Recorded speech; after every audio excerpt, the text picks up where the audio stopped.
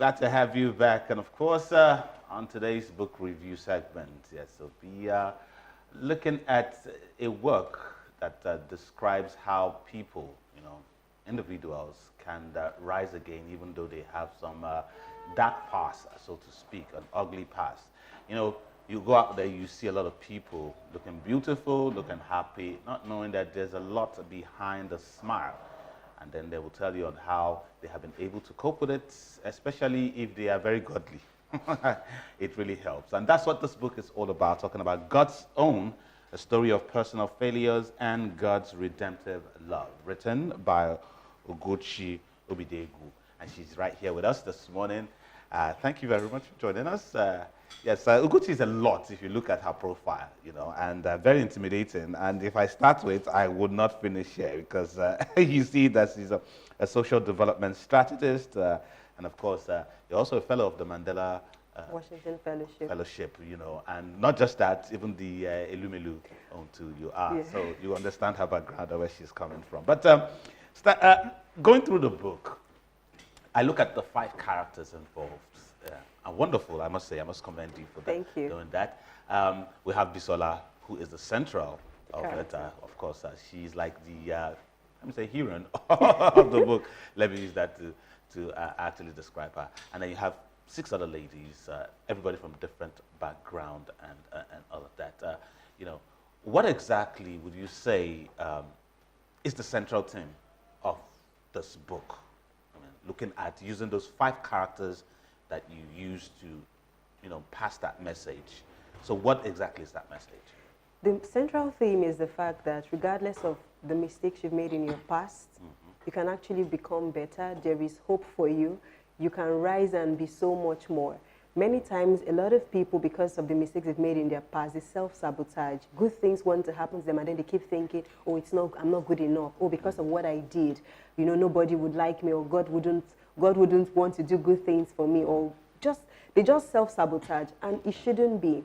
The fact that you made mistakes does not mean that good things can never happen to you. What is really important is that as long as you turn on a good path, and use your story to help other people, yes, at the end of the day, it's going to turn out for good, basically.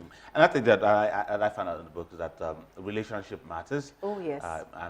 The 5 friends, you could sense that they are very good friends, but they didn't know much about themselves, or there were some hidden secrets. Yes. And then Bisola took them all the way to Rwanda, not just because of her birthday, as she established, but because she wanted them to know something else that she, and that started the whole. So, from the book, some people will tell you that it's quite risky telling other friends some things. And absolutely. Not knowing, So, what does it mean to trust, your friends? Not just one. You're talking about 6 different friends, or 5 different friends, and you want to entrust them with something that you feel that you probably haven't told anybody in your life. Yes, so it takes an acceptance of your identity, of who you are and what God wants to do with your life. Because when you are certain of who you are, you know that God has forgiven you, and because He has forgiven you, everything is past. You are not really bothered about the story eventually coming out. Now, a web of trust is really important because you want to be certain that the story that you are putting out does not get into wrong hands.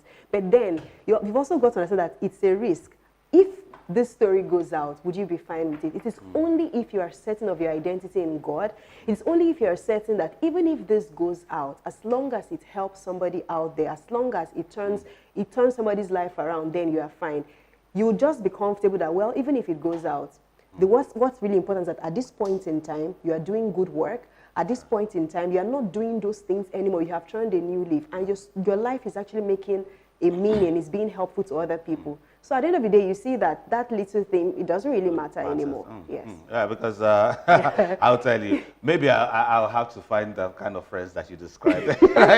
Really, it's quite. But they do exist. Do they exist? Because yes, they do exist. This day you find friends that one way or the other you can't entrust with sometimes. Maybe you may have 6 friends, just as Bisola does, or 5 friends, and then at a point you can only trust one person out of them, and that person you can say, okay, this. But you could, from the book, you could see that she trusts every one of them. She gathered them to tell them this, and then each person started giving their own account of what they've they had gone through. The most shocking one was the rape because I didn't even expect that, you know. And then, of course, the revelation shocked a lot of them, and they felt that.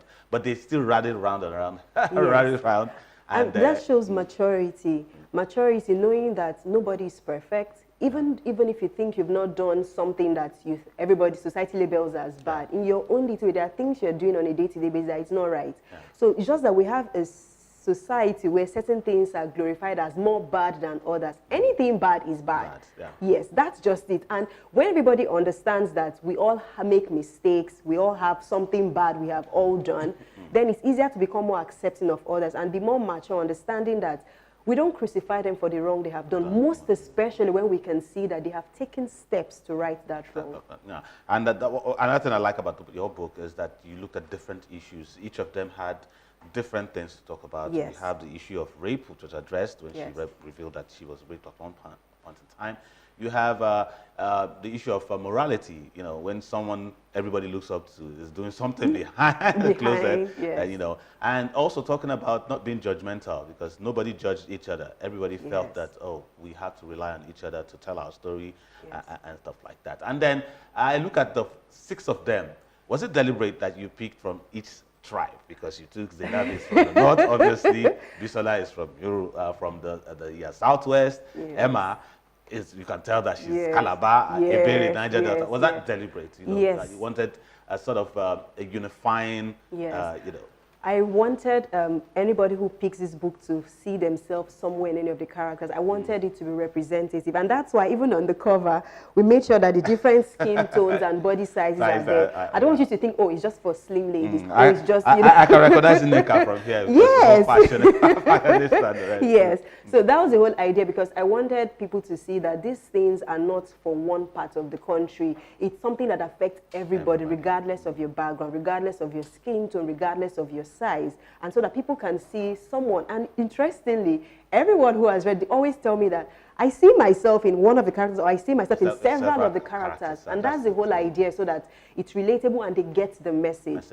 The point at the end of the day is we're using story to teach vital things that they're going to take into their everyday lives. And you talked a lot about, because most of the stories had to do with, you made reference to, you know, Christianity, God, and, you know, talking about how God has helped them and stuff like that. And again, at the same time, you were able to avoid making it a religious book. I mean, how did you manage to do that? How did you manage to balance that? Okay, so I realized that when you're trying to teach a subject that is said to be complex, it is important that you break it down, make it in a simple format, make it in a way that is relatable. So if you make it too churchy, you are going to lose some people who are not as churchy. Now, if you make it too secular, you're also going to. So you have to find a way to bring the two important concepts together so that you carry every side along. And another thing I saw is the choice of Rwanda. Was it deliberate based on the fact that Rwanda, of course, we all know the genocide that happened years back, and again, they were able to rise. They were able to, you know, forgive each other and move forward as a country. Was that deliberate, picking Rwanda just to signify the fact that, you know, the book, it's all around the major theme of the book has to do with, you know, rising from the ashes, you know, forgiving each other, you know, going ahead even though you've forgotten your past. Was that? Interestingly, until you pointed that direction, I didn't even see it that way. We just wanted a location outside Nigeria where the girls were just going to have a girls' trip, you know. But I also wanted Rwanda because it had interesting things. I wanted people to have a feel of another location, another African country. Yeah, you sold Rwanda to me anyway. I'm quite interested in going to Rwanda. And I wondered, why did she just choose Obudu Ranch or somewhere else? We wanted us to go outside the country. Because that's another thing. We've got to be a people who are willing to go outside our own immediate country, experience new cultures. It opens our minds and makes us more accepting of other people. So I wanted them to go outside the country. Oh, quite interesting, I must tell you, because, you know, God's Own, as the book as the book's title is, what would you say is the takeaway message from, from everyone who reads this book? So regardless of what has happened to you, the mistakes you made or errors in judgment, forgive yourself. Stop focusing on just yourself.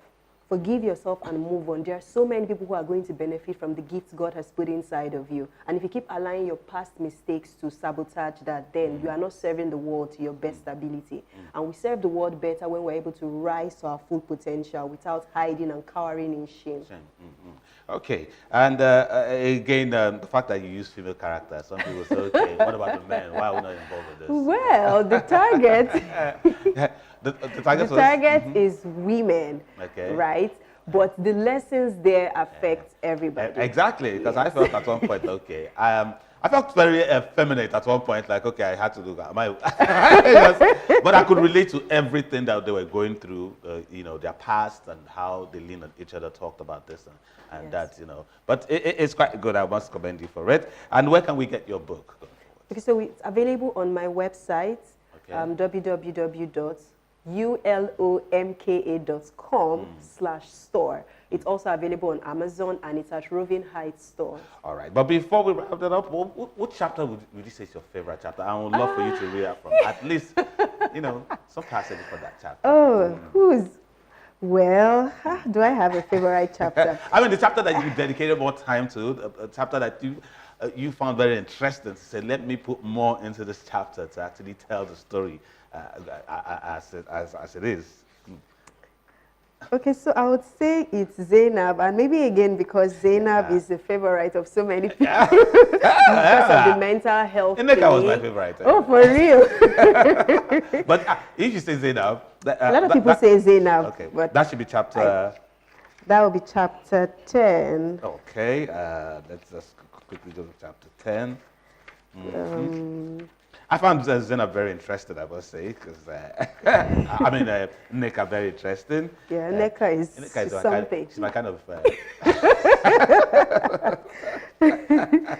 Okay, we're at chapter 10. It's quite a lot. Are you sure we're going to have to read everything? No, of course, we don't have to read everything. I just want you to read probably just a few lines there. A few lines there. Of your own choosing. Of my own choosing.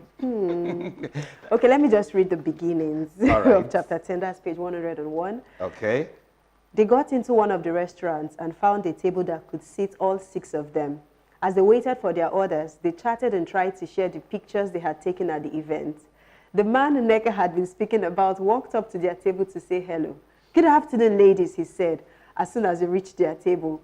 He stretched his hand to ask for a handshake. Zainab could hardly ignore him now as he positioned himself closest to her. The other ladies could barely hide their grins. "My name is Benigno Jane. Can I join you beautiful ladies?" he asked, while staring pointedly at Zainab the whole time. Much to Zainab's displeasure, her friends agreed for him to join them. He stated that he observed they were Nigerians, and since he had recently returned from a business trip to Nigeria, he felt the need to connect with them. The ladies introduced themselves, and the conversation flowed from the business that took him to Nigeria, to Kwitazina, to the genocide and the evolution of Rwanda. They asked what he enjoyed about Nigeria as well. I know can't go on. And I've always wondered what happens to that man. You know, I thought it was going to be, I mean, we're going to have a romantic connection between him and well, right? You never can tell. Quite good. So Paul will look for God's own part, so to speak. But thank you very much, Ugochi Obidiegwu, for joining us and for your lovely piece of work. I think it's quite interesting. It's something that you can read on and on and on. It's called God's Own, a story of personal failures, and God's redemptive love. For everybody going through a certain situation where you know that probably you're trying to forget your past, you're trying to forgive yourself, just as he said. And that's the most important thing. Forgive yourself so that you can actually tell your tale and people will learn from it. Thank you very much. You're welcome. And that's it for our book review this morning.